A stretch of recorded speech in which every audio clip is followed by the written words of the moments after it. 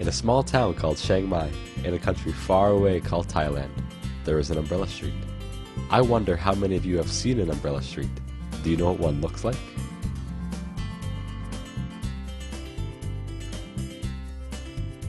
In this small town there are ordinary streets, and then there's the umbrella street. It has all the normal things that a regular street has. It has houses, trees, and people. But if you look in the front gardens and the backyards, there are hundreds and hundreds of umbrellas everywhere. Mally, a little girl that's just 8 years old, knows all about umbrella streets. After all, she lives on one. Who makes all of these umbrellas? The people who live on the umbrella street, Mally and her family. Mally lived with her mother, father, 2 brothers, and 3 sisters in a large wooden house. Every morning, Mally would wake up to her mother calling at her. Mally, come make some umbrellas before you go to school. It seemed to her that she was always just making umbrellas. Even on Saturdays and Sundays, she would make them all day long. Everyone in her family had a different job at making the umbrellas. Her father and one brother would make the wooden frames, while Mally's mother and 2 sisters attached the beautiful silk.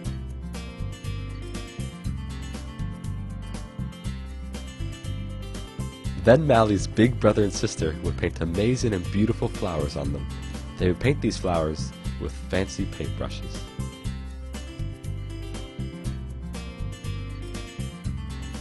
Mally worked extremely fast as well. She would sit and attach tassels of colored silk to the painted umbrellas. People came by to buy the umbrellas and would watch Mally with amazement. "Look at how fast she works. Isn't that amazing?" they would say. This made Mally smile, and she would work even faster.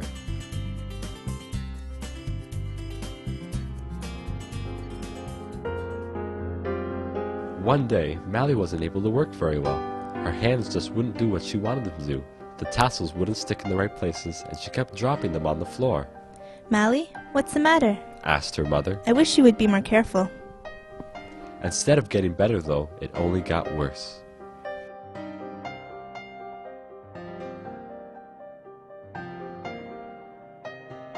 A couple of days later, while Mally was working again, she noticed that she had red marks on her arms. Mommy, look at these funny red patches. What are they? Her mother looked closely but didn't know what they were. I don't know, Mally. But if they don't get better soon, I'll take you to the doctor. Go to bed, and we'll see you in the morning, said her mother.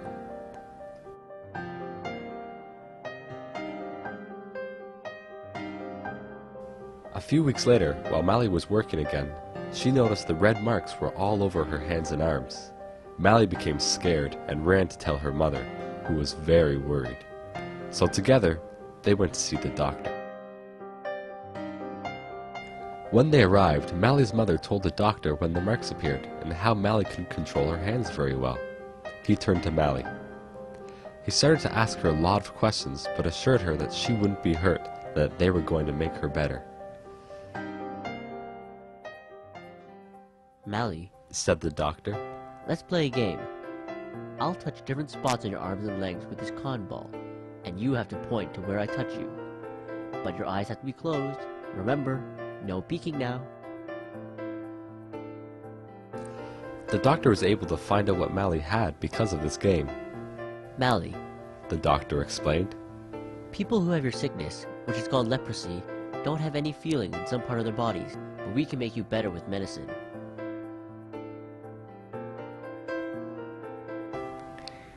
Do I have to take injections? asked Mally. She hated needles. "No, you just have to take a few pills a day. It's called multi-drug therapy," explained the doctor. "You also have to do some exercises to make your hands strong again. I'd like you to stay with us for a few days until you're better, at a special hospital." Mally and her mother arrived at the special hospital and were greeted by a nurse. Nutica, this is Mally. She's coming to live with you for a while.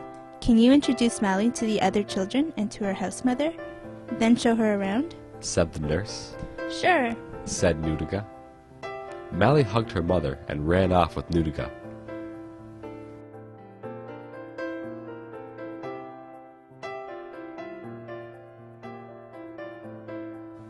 Do all those boys and girls live here too? Asked Mally. Oh yes. They all have leprosy too. We all live here and go to school here. responded Nudiga. You mean I still have to go to school? Of course. We can't miss school for days on end.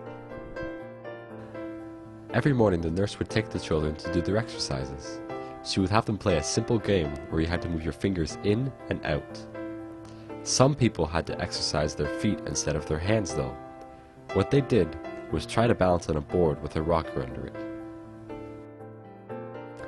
Time went by quickly, and although Mally was happy at the hospital, she missed her family very much. One day, the doctor was telling her a story about Jesus. At the end of it, he said, Mally, I think that you're well enough to go home next week. Your hands are strong again, but you will have to keep on taking your multi-drug therapy. Mally was so happy that she started counting off the days until she could go home.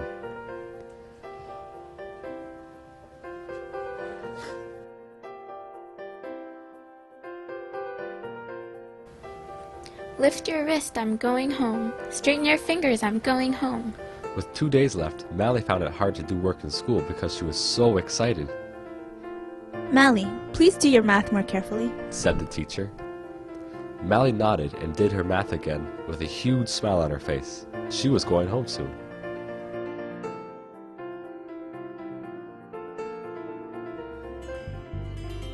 Then the day came for Mally to go home. Everyone gathered around to say goodbye, Mally, we wanted to give you a little present before you leave. said Nudiga. She handed Mally a box wrapped in pretty red paper tied with an orange ribbon. She opened the box quickly to find that they had gotten her a book with beautiful pictures and stories inside about Jesus. Thank you so much. Now I'll be able to read all about him. Thank you.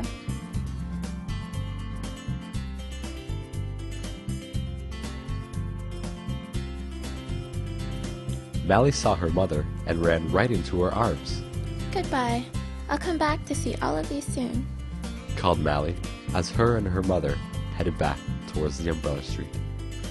Red, blue, yellow, and green. Prettiest umbrellas ever seen. We make them big, we make them small. For people short, for people tall. And I put tassels on them all.